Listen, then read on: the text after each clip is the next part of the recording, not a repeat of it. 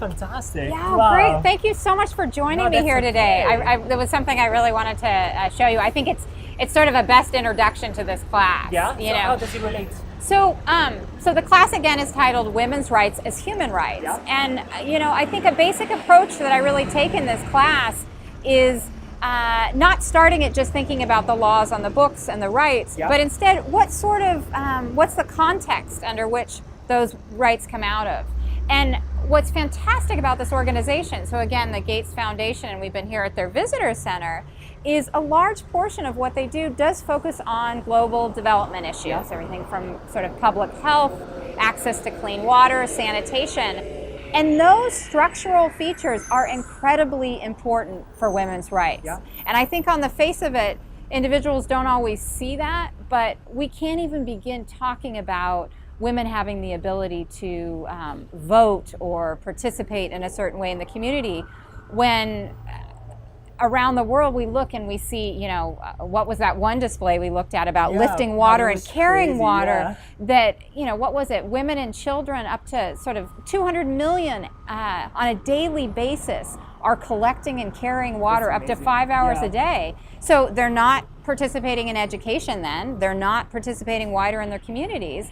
And so that really has an impact on the status of women and girls in those communities. And so can I ask you something? Yeah, Sorry. yeah. When you say rights, because I kind of have a sense of what you mean, like walking through all that we've done, but what do you actually mean? It's something that has to do with the law, it's something that covers everything. What do you mean by rights? Yeah, so the class itself really focuses on human rights and the subsector of human rights, which can cover political and civil rights, things like right to life and freedom of movement and liberty, and all of these can be incredibly important rights that we see in constitutions, right? And the Declaration of Human Rights. And in particular, this class, we take those rights and talk about them in their context, right? So we build from thinking about what those rights are on paper and then thinking about the lived experience of those rights. And so we can't help but not talk about some of these structural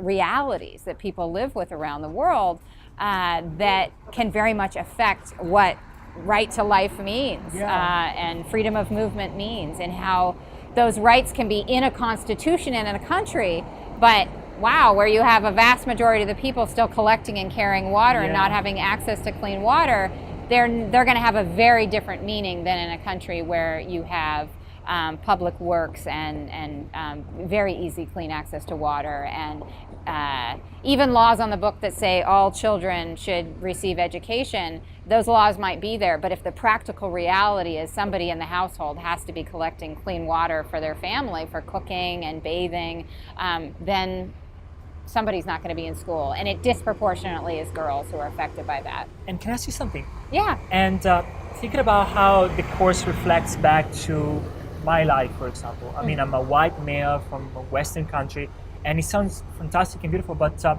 how do these concepts reflect back to my reality? Why do they matter, and why do they matter to you? Yeah, so I think what's important about thinking about this course and relating it to everyday life is, one, is the course is really about giving students a global perspective. And I think that's incredibly important in all tiers of our marketplace and our employment opportunities in the future.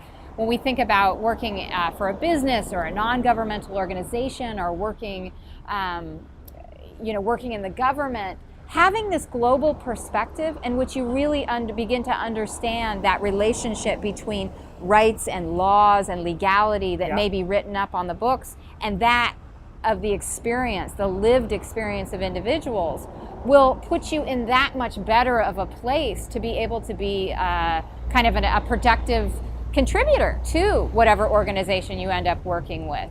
Again, I see students who go into all different sectors of, again, in business or into NGOs or with the government. And this kind of knowledge helps them understand the ways in which we can't necessarily just take the laws we have in our country and put them down in another country and expect them to work, right? Yeah. So it really problematizes and educates students to do that. Another really important, I think kind of practical application of the class is this acquisition of research skills. And I'm happy to talk more about that, but that's a very, it's something I feel very strongly about, that I think students... Can you tell me more? Yeah, I think students should really, again, I think to be competitive in this global market, students need to be able to have very tight critical writing and thinking and analysis skills. And so at the heart of this class is really teaching students about the field of law and social sciences, and how this, again, we can see the practical application in different substantive areas of women's human rights, but how to do research, how to get in there and use the web as a resource, how to use library resources that we have. Physically, we can go into libraries, but also there's a wealth of information that is now on the internet, both from government organizations and through universities, and how important this is to empowering students. And so that's very important to me, is to expose students to those resources, and then also really give them the opportunity to use them. So there's a research paper or kind of larger project in this class. Yeah, and so I'm going to be asking students to not only be competent in collecting some original research, writing a research paper, so that's sort of a summary of your analysis, but also doing presentations. So I know this is an online class, but how do you feel about it? Well, I think this is going to be a fantastic way in which students there's just great ways you can give feedback to each other.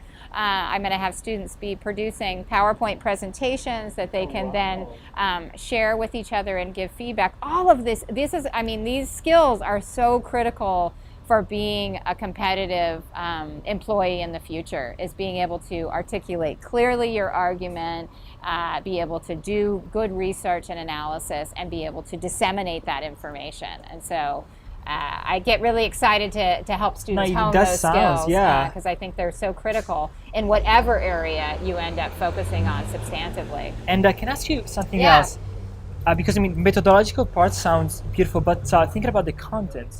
How did you get interested in this? I'm just curious about your work. Yeah, no, that's a great question. So, I'm a political scientist in my own background training as a social scientist, but I also very much began researching and teaching in the area of socio-legal studies, which is an interdisciplinary part of the social sciences. And what that means is we draw from multiple disciplines to study why and how law matters, why rights matter. Right, so we draw somewhat from sociology and anthropology and political science.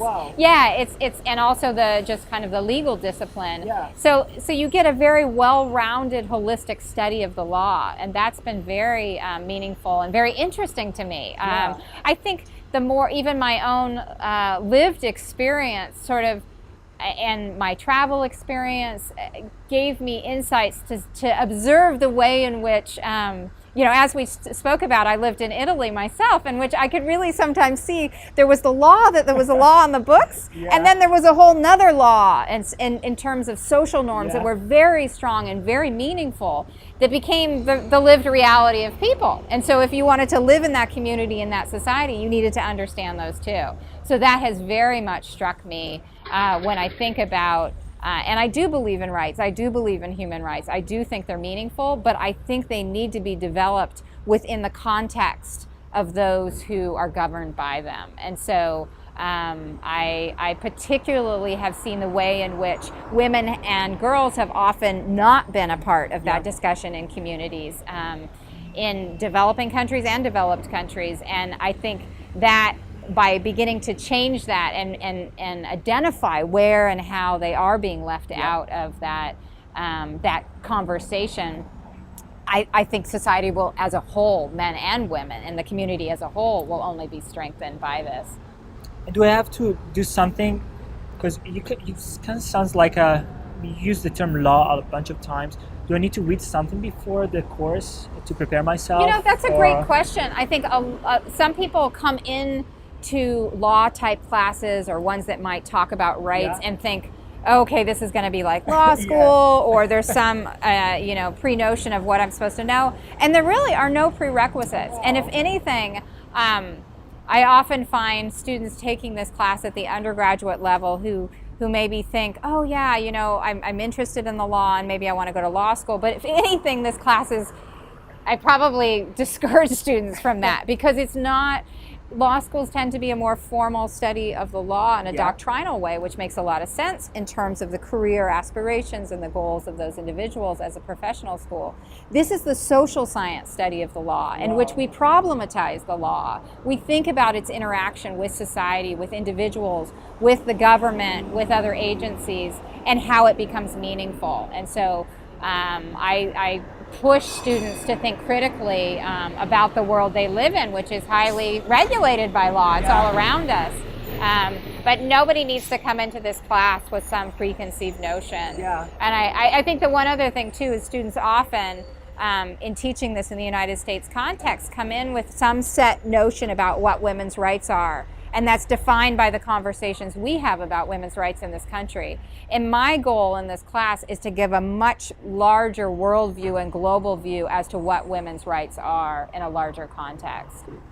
Well, this was very helpful, and thank you so much for asking me to come here and everything. Thanks so much for meeting me here. Thank you. All right. Bye-bye. See ya.